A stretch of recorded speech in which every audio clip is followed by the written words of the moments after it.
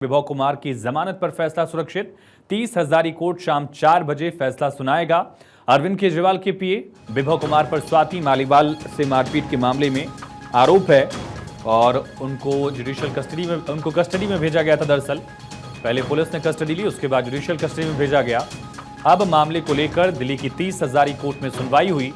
अब से महज 1 घंटे के अंदर फैसला कोर्ट की तरफ से सुनाया जाएगा और तय होगा कि विभव कुमार को जमानत मिलती है, राहत मिलती है या फिर उनकी मुश्किलें बढ़ जाएंगी।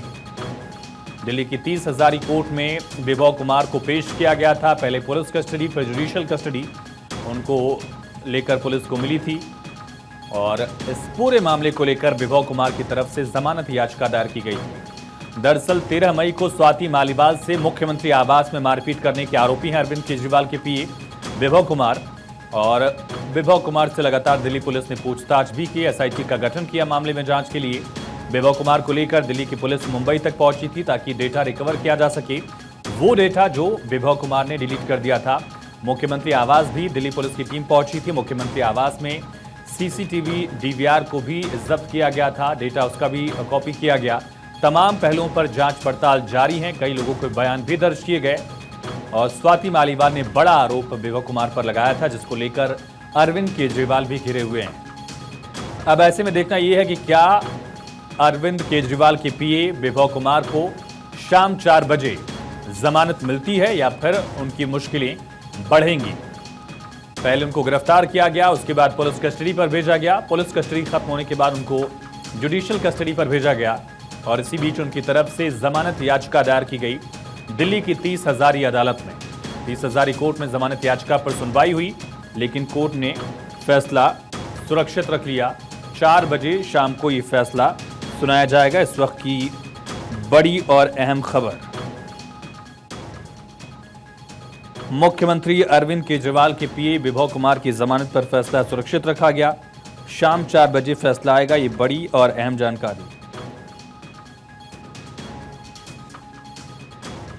सीधा रुक करेंगे, हमारे साथ सहयोगी सुमित कुमार लाइव कनेक्ट है। सुमित, 4 बजे फैसला आना है। जी बिल्कुल, देखिए आयुष, 4 बजे दिल्ली की 30 हजारी कोर्ट विभव कुमार की जमानत याचिका पर अपना फैसला सुनाएगा और सबसे अहम यहाँ आज स्वाति मालीवाल ने अपना पक्ष खुद रखा है और स्वाति मालीवाल ने एक तरह से आम आदमी पार्टी के खिलाफ मोर्चा खोल दिया है और उनका कहना है कि एक आदमी को बचाने के लिए पूरी पार्टी जो है वो एक तरह से लामबंद हो गई है और मेरे चरित्र का हनन यहाँ किया जा रहा है। निश्चित तौर पर स्वाति मालीवाल ने कोर्ट को यह भी बताया है कि विभव कुमार से उनके और उनके परिवार को जान को खतरा है। ऐसे में उनकी जमानत जो है रद्द कर दी जाए, यानी कि जमानत खारिज कर दी जाए। तो निश्चित तौर पर यहाँ 3 अलग अलग पक्षों ने आज अपनी बहस जो है वो पूरी की है। उसके बाद कोर्ट ने अपना फैसला सुरक्षित रख लिया है। आयुष, सबसे पहले विभव के वकील जो हैं वो उन्होंने करीब 2 घंटे दलील रखी।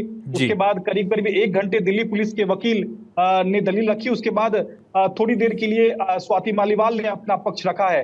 विभव कुमार का सीधे तौर पर कहना है इस पूरे मसले पर कि जिस तरह से आरोप लगाया गया है स्वाति मालीवाल की ओर से वो पूरी तरह से निराधार है और एक तरह से सोची समझी साजिश के तहत एक केस उनके खिलाफ बनाया गया है, क्योंकि सीएम आवास पे जिस तरह की घटना सीएम स्वाति मालीवाल बता रही हैं, ऐसी कोई घटना वहां हुई नहीं है।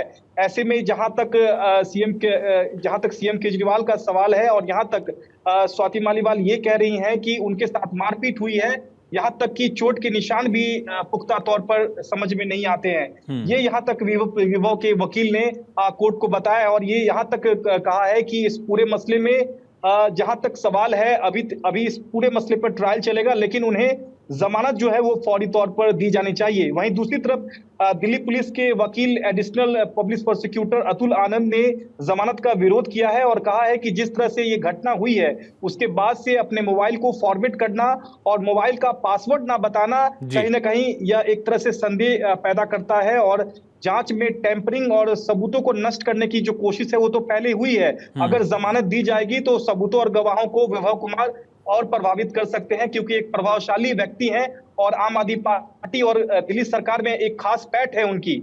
और स्वाति मालीवाल ने आखिरी में अपना पक्ष रखा है कि विभव से उनको जान का खतरा है। और जिस तरह से एक आदमी को, एक व्यक्ति को बचाने के लिए आम आदमी पार्टी पूरी तरह से लामबंद है, कहीं ना कहीं संदेह पैदा करता है उनके चरित्र का लगातार आम आदमी पार्टी। और यहाँ तक कि इनडायरेक्ट वे में उन्होंने केजरीवाल पे भी निशाना साधा है।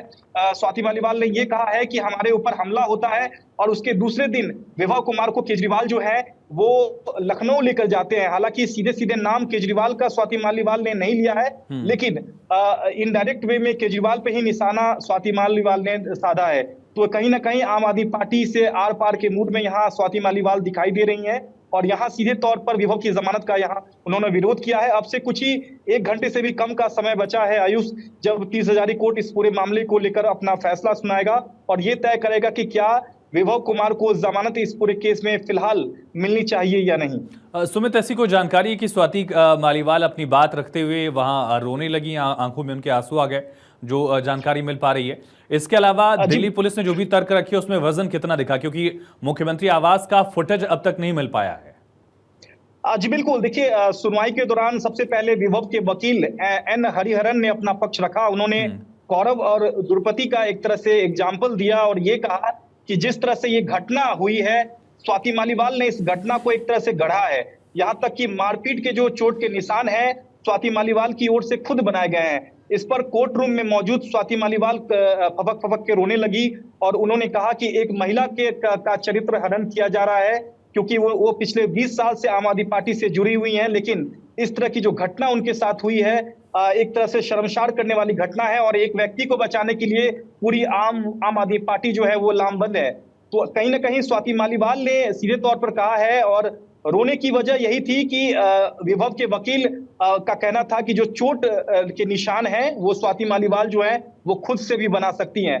इस बात पर कहीं ना कहीं स्वाति मालीवाल जो है वो रो पड़ी कोर्ट रूम में और उसके बाद आखिरी में उन्होंने अपना पक्ष रखा, खुद जज को अपनी सारी बातें बताई और कहा कि कैसे इस घटना को अंजाम दिया गया और कैसे विभव कुमार अगर जेल से बाहर आते हैं तो उनके परिवार और उनके जान को खतरा जो है वो उनसे हो सकता है। इस लिहाज से उनकी जमानत जो है वो खारिज कर दी जाए।